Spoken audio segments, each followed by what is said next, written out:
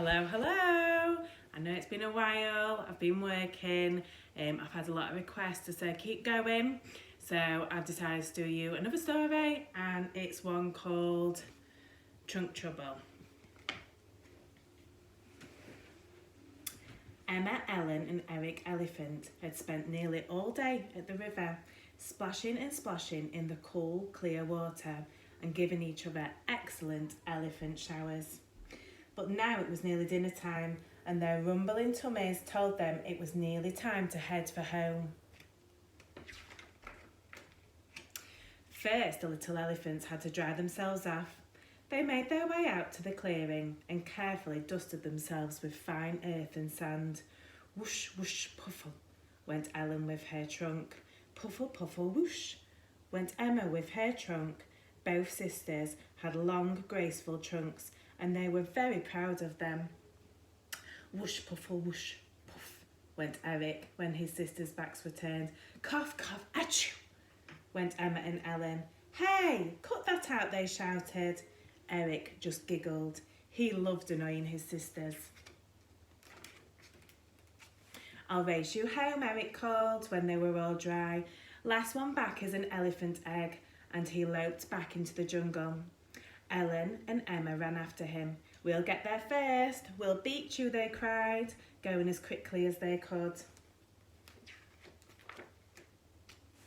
Ellen and Emma were running so fast and trying so hard to catch up with their brother that they forgot to look where they were going. All at once, Emma's feet got caught in a leafy, trailing vine, and she stumbled and lost her balance. Oh, oh, oh! She cried as she slipped and staggered and started to fall. Grab my trunk, Ellen cried, reaching out to her sister. But Emma grabbed her sister's trunk so hard that she pulled Ellen down with her. As the two elephants struggled to straighten up, their trunks got twisted together in a great big tangle. Help, they cried. Eric, help! When their brother turned and saw what had happened, he came bounding back. Don't worry, he called. I'll save you. Eric reached out with his trunk to try and help his sisters up, but the vine leaves were very slippery, and as he grabbed his sisters' trunks, he slipped and lost his balance too. Now Eric's trunk was all tangled up with Emma's and Ellen's. The three elephants sat there in a sad, tangled heap. They couldn't straighten out their trunks. They couldn't pull themselves apart. They could hardly even move. What are we going to do? Wailed Emma. Don't worry, someone will come and help us, Ellen said, trying to reassure her. This is all your fault, Eric grumbled. If it wasn't for you two, I'd be home by now eating my dinner. A moment later, Seymour Snake came slithering by. Greetings, he hissed, looking curiously at the heap of elephants. Is this an interesting new game? It's not a game at all, sobbed Emma. We're all tangled together. And we can't get up. Can you help us, Seymour? Well, I'll certainly do my best, said Seymour. Let's see if I can untwist you. He wriggled in amongst the tangle of the trunks to see what he could do. But everything was so muddled and jumbled together that Seymour couldn't even find his way out. Gracious me, he exclaimed. I seem to be stuck. Well, that's just great, said Eric. As if we don't have enough problems. Now we have a snake to worry about too. I suggest you start thinking about a solution to all this, Seymour hissed. Just then, Mickey and Maxine Monkey came swinging through the branches. Hey, you guys, they shouted. They weren't far away. Mickey and Maxine always shouted. What's going on?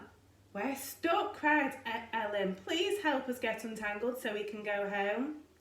Well, we can try pulling you apart, said Maxine, scurrying down to inspect the pile of elephants and snake. Mickey, you take a tail and I'll take some ears. Mickey grabbed hold of Eric's tail and Maxine gripped Emma's ears. They both pulled and pulled and pulled. Ouch, cried Eric. Ouch, ouch, ouch, bellowed Emma. I seem to be squeezed breathless, hissed Seymour in alarm. Mickey and Maxine gave up. Pulling clearly wasn't going to work. Suddenly there was a flapping up above as Portia Parrot and her daughter Penelope landed in a tree. They had something in their beaks, and as everyone looked up, they let go. A large cloud of dry, dusty, sandy earth drifted down.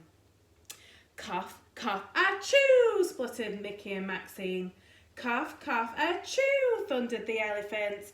For a moment, they didn't know what had happened. Then they realised they had sneezed themselves apart. Thank you, cried the elephants. Thank you so much, exclaimed Seymour. It was Penelope's idea, said Portia.